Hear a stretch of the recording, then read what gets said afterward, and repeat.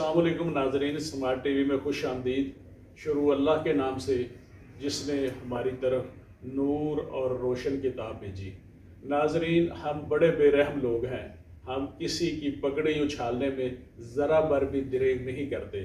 हुकूमत एड़ी चोटी का जोर लगाने के बाद जब कोई करप्शन इमरान खान के खिलाफ साबित ना कर पाई तो इलेक्शन कमीशन को इस्तेमाल किया गया। फिर एक जज साहबा के ख़िलाफ़ बयान देने पर इस्लामाबाद हाई कोर्ट का लार्जर बेंच बना दिया गया।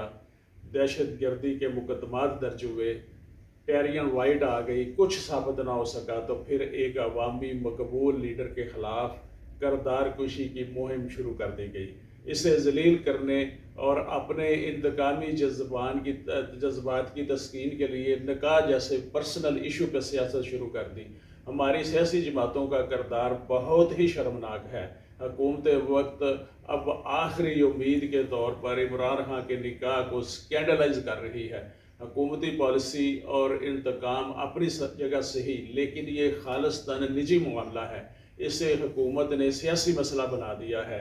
इस पे आलम दीन और मुफ्ती का ये फतवा कि जब निकाह के वक्त औरत कहे कि मेरी इद्दत पूरी हो चुकी है तो औरत का कह देना ही काफ़ी है, उस पे ही रिलायंस किया जाएगा।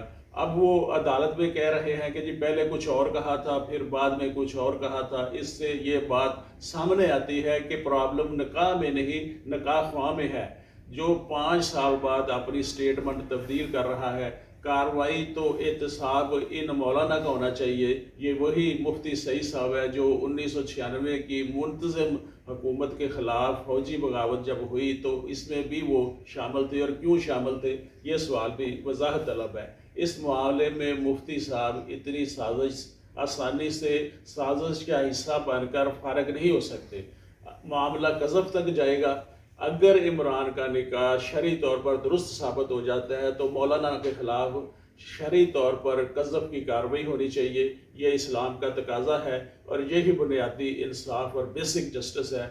और इस कार्रवाई, कज़ब की कार्रवाई से आइंदा लोग झूठे इल्ज़ामात से गुरेज करेंगे। मैं मोहम्मद अमीन, स्मार्ट टीवी।